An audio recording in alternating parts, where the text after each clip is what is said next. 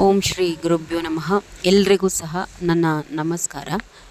ನಮ್ಮ ನಮ್ಮ ಮನೆಗಳಲ್ಲೂ ಕೂಡ ನಾವು ಯಾವುದೇ ಸಮಸ್ಯೆ ಉಂಟಾದಾಗ ರಾಯರ ಹತ್ರ ಹೂಪ್ರಸಾದ ಕೇಳೋ ಅಂತಹದ್ದು ತಪ್ಪ, ಅಥವಾ ರಾಯರ ಹತ್ರ ನಾವು ಹೂವನ್ನು ಕೇಳೋ ಅಂತಹದ್ದೇ ಅಪರಾಧನ ಅನ್ನೋ ಅಂತಹದ್ದು. ಏಕೆಂತಂದರೆ ನನಗಿತ್ತೀಚೆಗೆ ಒಂದಿಬ್ಬರು ಕಮೆಂಟನ್ನು ಮಾಡಿದರು. ಎಲ್ಲ ವಿಚಾರಗಳನ್ನು ಬಹಳ ಚೆನ್ನಾಗಿ ಹೇಳ್ತೀರಾ ನಿಮ್ಮ ಚಾನಲ್ನಲ್ಲಿ, ಆದರೆ ನೀವು ರಾಯರ ಬಳಿ ಹೂಪ್ರಸಾದ ಕೇಳಿ ಅಂತ ಹೇಳೋ ಅಂತಹದ್ದು ತಪ್ಪಲ್ವಾ ಅಂತ. ಅವ್ರಿಗೆ ಉತ್ತರ ಕೊಟ್ಟ ತಕ್ಷಣ ಕಮೆಂಟನ್ನು ಡಿಲೀಟ್ ಮಾಡಿಕೊಂಡು ಹೊರಟೋದ್ರು. ಬಹಳಷ್ಟು ಜನ ಮಾಡುವಂತಹದ್ದಿದ್ದೇನೆ, ಬಂದು ಇಲ್ಲಿ ಕಮೆಂಟನ್ನು ಕೇಳ್ತಾರೆ, ಉತ್ತರ ಕೊಡ್ತಿದ್ದ ತಕ್ಷಣ ಕಮೆಂಟನ್ನು ಡಿಲೀಟ್ ಮಾಡಿಕೊಂಡು ಹೊರಟೋಗ್ಬಿಡ್ತಾರೆ. ಆದರೆ ಈ ವಿಚಾರವಾಗಿ ಸ್ವಲ್ಪ ಸ್ಪಷ್ಟನೆ ಕೊಡಬೇಕಾದಂತಹ ಅಗತ್ಯ ಇದ್ದಿದ್ದರಿಂದ, ಅಂದರೆ ರಾಯರು ಹೂಪ್ರಸಾದವನ್ನು ಮನೆಯಲ್ಲಿ ಕೊಡೋ ಅಂತಹದ್ದು ಮತ್ತು ನಾವು ಕೇಳೋ ಅಂತಹದ್ದು ಯಾವ ರೀತಿ ಸರಿನಾ ತಪ್ಪಾ ಅನ್ನುವಂತಹ ವಿಚಾರದ ಬಗ್ಗೆ ಒಂದಷ್ಟು ಮಾಹಿತಿಗಳನ್ನು ನಿಮ್ಮೊಟ್ಟಿಗೆ ಹಂಚ್ಕೋಬೇಕಾಗಿತ್ತು. ನಾನು ಪ್ರತಿ ಬಾರಿ ಈ ಹೂಪ್ರಸಾದಕ್ಕೆ ವಿಡಿಯೋವನ್ನು ಮಾಡಿದಾಗ ನಿಮಗೆ ಒಂದು ಮಾಹಿತಿಯನ್ನು ಹೇಳ್ತೀನಿ. ಹೂಪ್ರಸಾದ ಅನ್ನುವಂತಹದ್ದು ರಾಯರಿಗಷ್ಟೇ ಸೀಮಿತ ಅಲ್ಲ. ಹಿಂದೂ ಧರ್ಮದಲ್ಲಿ ಪ್ರತಿಯೊಂದು ದೇವತೆಗಳು ಸಹ ನಾವು ನಿಷ್ಠೆಯಿಂದ ಭಕ್ತಿಯಿಂದ ಪೂಜೆಯನ್ನು ಮಾಡಿದಾಗ ಅವರಿಗೆ ಆ ಪೂಜೆ ಪ್ರೀತಿಯಾದರೆ, ಇಷ್ಟ ಆದರೆ ಒಂದು ಹೂವನ್ನು ಆಶೀರ್ವಾದ ರೂಪದಲ್ಲಿ ಕರುಣಿಸೋದ್ರ ಮೂಲಕ ನಮಗೆ ಏನು ಮಾಡ್ತಾರೆ, ಅವರ ಒಂದು ಪ್ರೀತಿಯನ್ನು ಅಥವಾ ಆಶೀರ್ವಾದವನ್ನು ಸೂಚಿಸ್ತಾರೆ. ಅದು ಕೇವಲ ರಾಯರಷ್ಟೇ ಅಲ್ಲ. ಈಗ ನಾನು ನೋಡಿ, ಈಗ ಮುಂದೆ ಬರುವಂತಹ ಪಿಕ್ಸನ್ನು ನೋಡಿದ್ರೆ ನಮ್ಮ ಮನೆಯಲ್ಲಿ ಆಂಜನೇಯ ಸ್ವಾಮಿಯಿಂದನೂ ಆಗುತ್ತೆ, ಗಣೇಶನಿಂದನೂ ಆಗುತ್ತೆ, ಅಥವಾ ಶ್ರೀಮನ್ನಾರಾಯಣನ ಸ್ವರೂಪದ ಫೋಟೋಯಿಂದಲೂ ಸಹ ಆಗುತ್ತೆ. ಫೋಟೋಸ್ಗಳಿದೆ, ವಿಡಿಯೋಸ್ಗಳಿಲ್ಲ. ನಾನು ಪೂಜೆ ಮಾಡುವಾಗ ಮೊಬೈಲನ್ನು ಯಾವ ಕಾರಣಕ್ಕೂ ಸಹ ಆನ್ ಮಾಡಿ ಬಿಟ್ಕೊಂಡು ಪೂಜೆ ಮಾಡಲ್ಲ. ಇದು ಏನಂದರೆ ಶ್ರೇಯಸ್ಸಲ್ಲ ನಮಗೆ. ಮೊಬೈಲನ್ನು ಆನ್ ಮಾಡಿ ಬಿಟ್ಕೊಂಡು ಮೊಬೈಲ್ ಕಡೆನೇ ನಮ್ಮ ಗಮನ ಇರುತ್ತೆ.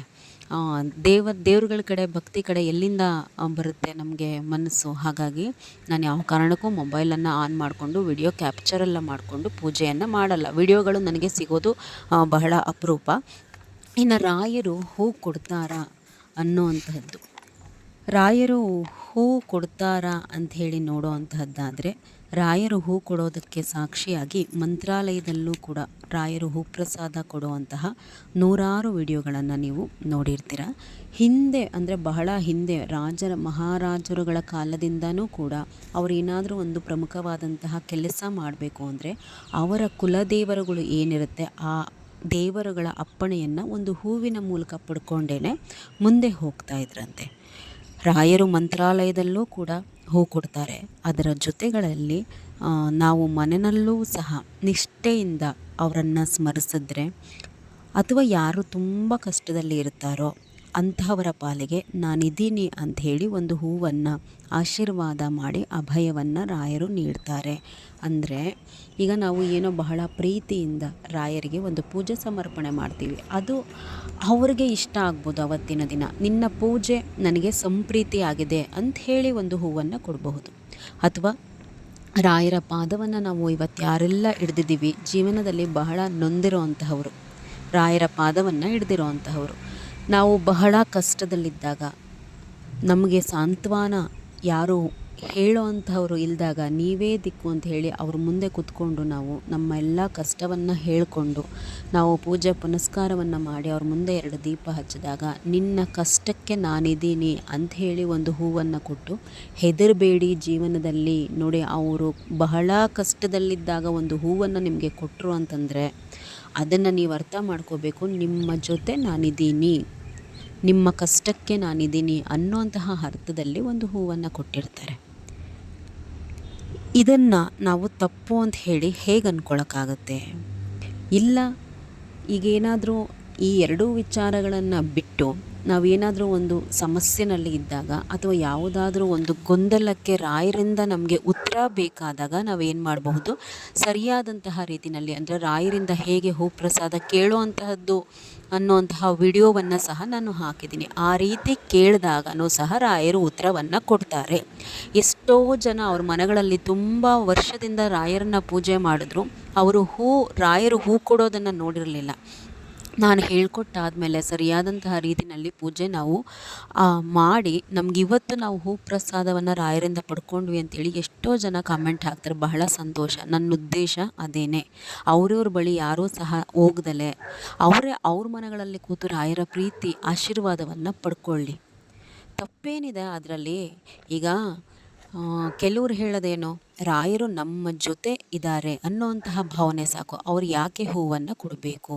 ಈಗ ರಾಯರು ಪ್ರೀತಿಯಿಂದ ಕೊಟ್ಟರೆ ನೀವು ಕೊಡಬೇಡಿ ಅಂತ ಹೇಳಿ ನಾವು ರಾಯರಿಗೆ ಹೇಳೋಕ್ಕಾಗತ್ತಾ?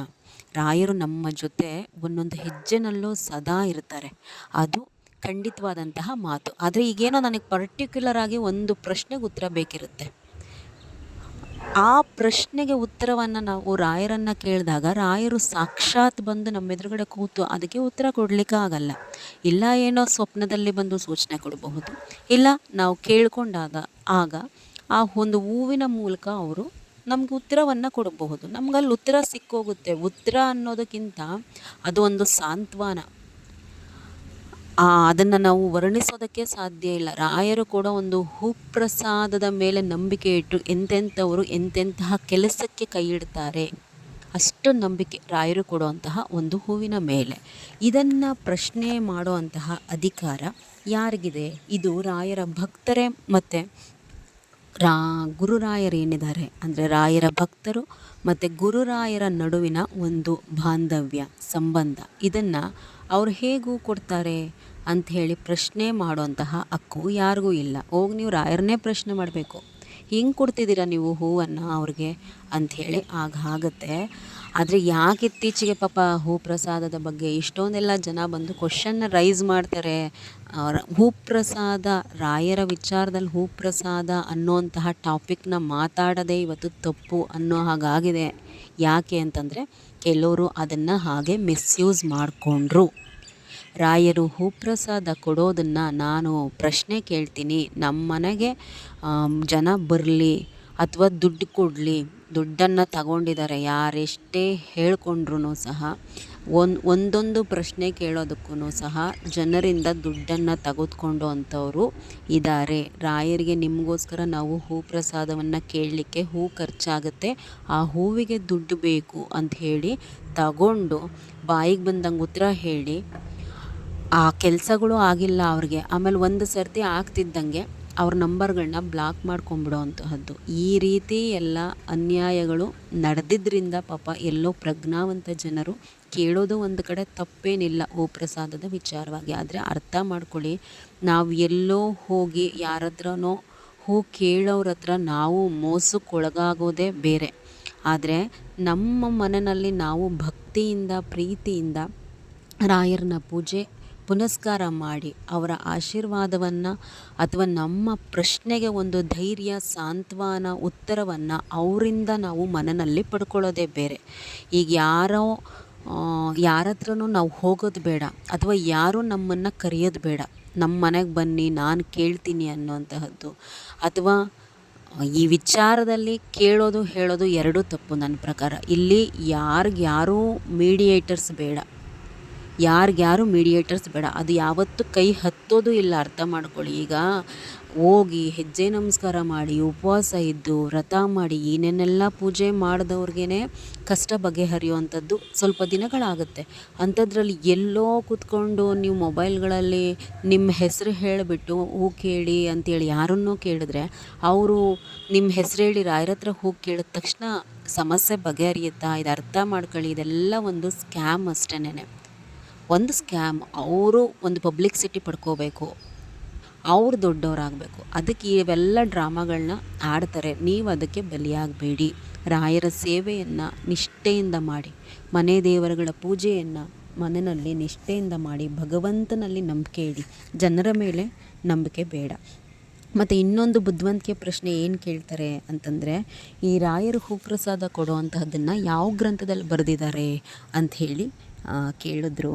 ನೋಡಿ, ನನ್ನ ಚಾನಲ್ನಲ್ಲಿ ನಾನು ಯಾವುದನ್ನೂ ಸಹ ಸರಿಯಾಗಿ ತಿಳ್ಕೊಳ್ದಲೆ ಅಥವಾ ಸ್ಟಡಿ ಮಾಡ್ದಲೆ ನಿಮ್ಮ ಮುಂದೆ ಯಾವ ವಿಚಾರಗಳನ್ನು ಸಹ ನಾನು ಪ್ರಸ್ತುತ ಪಡಿಸಲ್ಲ.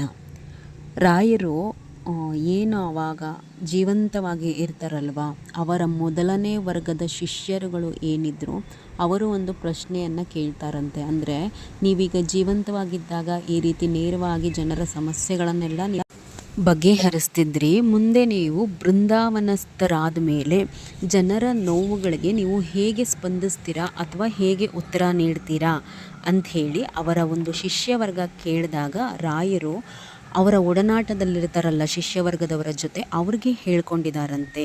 ಅಂದರೆ ನಾನು ಹೂಪ್ರಸಾದದ ಮೂಲಕ ಈ ರೀತಿ ಮುಂದೆ ಬೃಂದಾವನಸ್ಥನಾದ ಮೇಲೂ ಸಹ ಜನರ ನೋವುಗಳಿಗೆ, ಅಂದರೆ ಏನಾದರೂ ನೋವುಗಳಿಗೆ ಅಥವಾ ಅವ್ರು ಏನಾದರೂ ಒಂದು ಗೊಂದಲ ಅಂತಂದಾಗ ನಾನು ಒಂದು ಹೂವಿನ ಮೂಲಕ ಸ್ಪಂದಿಸ್ತೀನಿ ಅಂಥೇಳಿ ಇದನ್ನು ರಾಯರ ಮೊದಲನೇ ವರ್ಗದ ಶಿಷ್ಯರುಗಳು ಬರೆದಂತಹ ಪುಸ್ತಕಗಳನ್ನು ಓದಿದ್ರೆ ನಮಗೆ ಈ ವಿಚಾರವಾಗಿ ಒಂದು ಸ್ಪಷ್ಟನೆ ಅನ್ನುವಂತಹದ್ದು ಆ ಗ್ರಂಥಗಳನ್ನು ಓದೋದ್ರಿಂದ ಸಿಗುತ್ತೆ. ನಿಮ್ಮ ಪ್ರಶ್ನೆಗೆ ಉತ್ತರ ಸಿಕ್ತು ಅಂತ ಹೇಳಿ ಭಾವಿಸಿದ್ದೀನಿ. ಅಷ್ಟು ಅನುಮಾನ ಇದ್ದರೆ ಆ ಪುಸ್ತಕಗಳನ್ನು ನೀವು ಮಂತ್ರಾಲಯಕ್ಕೆ ಹೋದಾಗ ಹುಡುಕಿ ತಗೊಂಡು ಓದಾದಮೇಲೆ ಬಂದು ನನಗೆ ಕೇಳಿ ಕಾಮೆಂಟ್ಸನ್ನು. ಯಾರು ಕ್ವಶನ್ ಮಾಡ್ತಿರಲ್ಲ ರಾಯರ ಹೂಪ್ರಸಾದ ಕೊಡೋ ವಿಚಾರದ ಬಗ್ಗೆ ಅಂಥವ್ರಿಗೆ ಹೇಳಿದೆ.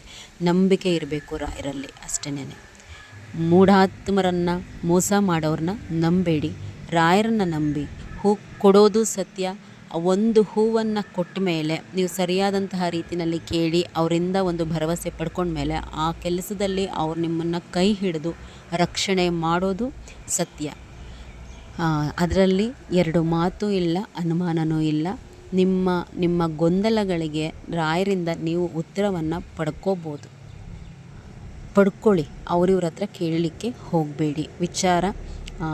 ಮಾಹಿತಿ ಇಷ್ಟ ಆಗಿದೆ ಅಂತ ಹೇಳಿ ಭಾವಿಸ್ತೀನಿ. ನಮಸ್ಕಾರ ಎಲ್ರಿಗೂ.